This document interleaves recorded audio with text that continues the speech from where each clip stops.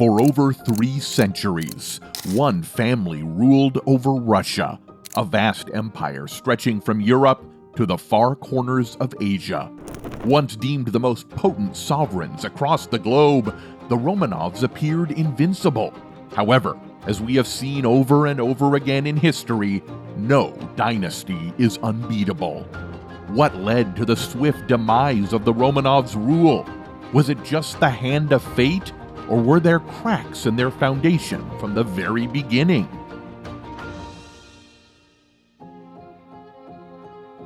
It all began in 1613. Russia, after experiencing a devastating period called the Time of Troubles, was on the verge of being shattered. The country was reeling under famine, invasions, and internal strife.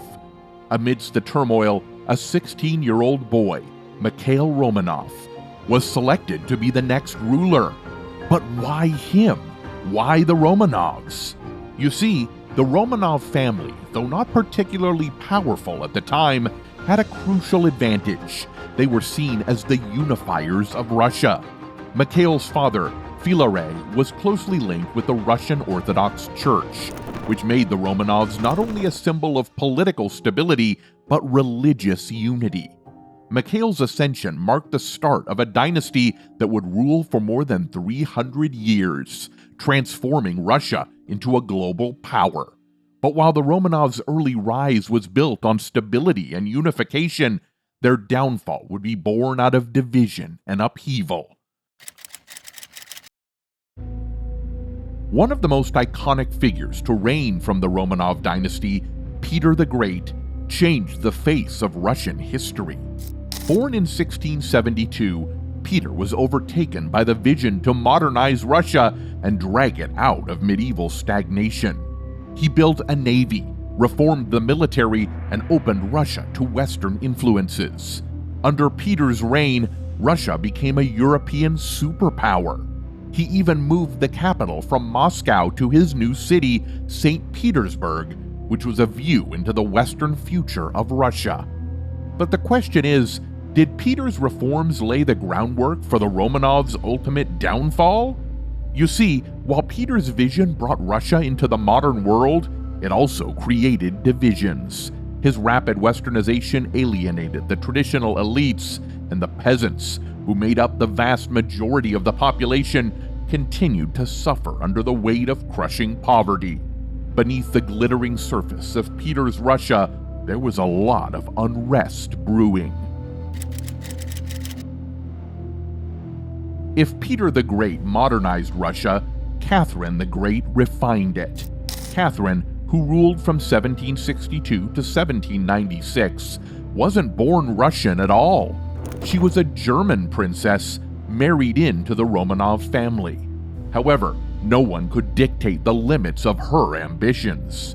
During her rule, Russia expanded its territory, became a cultural hub, and saw the flourishing of arts and sciences. But just like under Peter, beneath the surface of Catherine's prosperous reign were deep cracks in the empire. She faced more than a dozen uprisings, most notably the Pugachev Rebellion, a massive peasant revolt that shook her rule. But why did these uprisings matter? Because they exposed a stark truth about the Romanovs' rule. Russia's elites were prospering while the peasants suffered. This growing divide between the rich and poor was a ticking time bomb that would bring down the Romanov dynasty a few centuries later.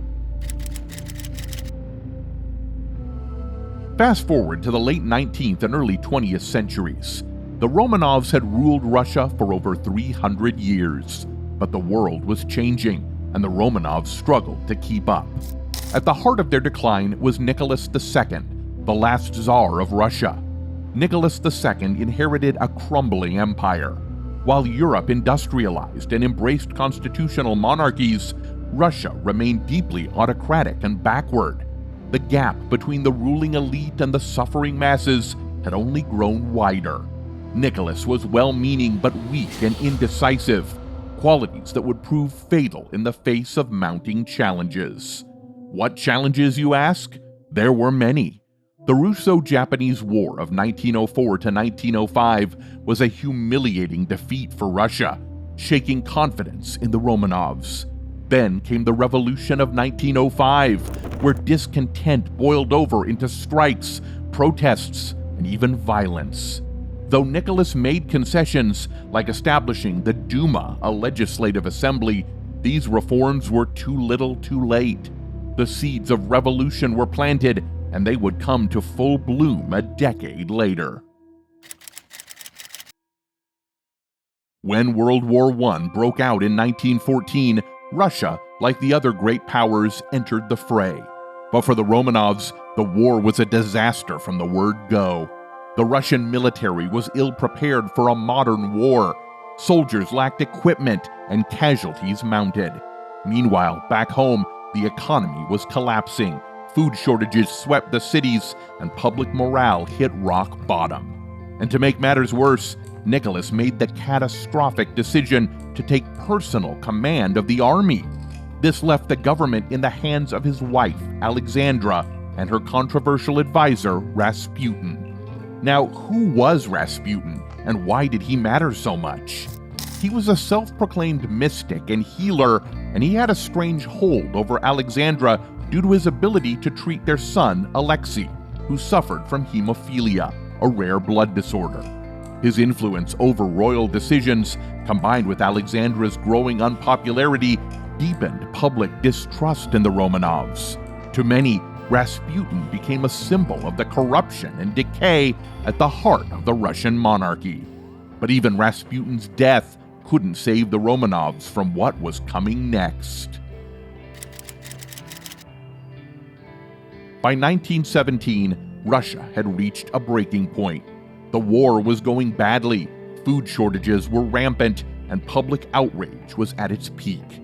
In February, a series of protests erupted in Petrograd, modern-day St. Petersburg, and within days, the city was in full revolt. Nicholas, away at the front, was slow to respond. By the time he finally returned, it was too late. The army, the backbone of his regime, had turned against him. On March 15, 1917, Nicholas II was forced to abdicate the throne, bringing an end to the long-lived Romanov rule. After his abdication, Nicholas and his family were placed under house arrest, first in their royal residence and later in the remote town of Yekaterinburg. At first, there was hope that they might be exiled to Britain, but international diplomacy failed. The Romanovs were trapped in Russia as the country slid into civil war between the red Bolshevik and white anti-Bolshevik forces.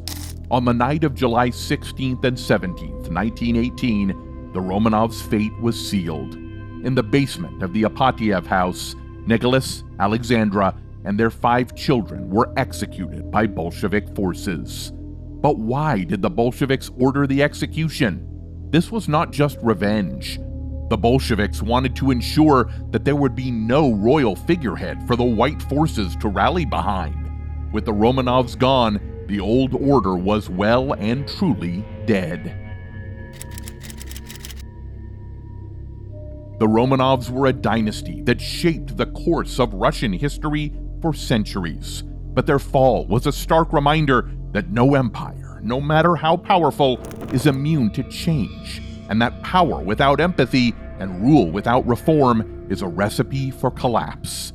From the time of Peter the Great to Nicholas II, the Romanovs both elevated and strained Russia with their policies, ambitions, and ultimately their missteps. The events of 1917 and 1918 were not simply a personal tragedy for a single family. They were the culmination of centuries of unresolved tensions between Russia's rulers and its people. And as the Romanovs fell, so did the old order of Russia, replaced by a new one that would leave its own indelible mark on world history. That is all for today's video. If you enjoyed it, make sure to hit the like button and subscribe to the channel for more tales of titans who've shaped the world as we know it. Thanks for watching. See you in the next one.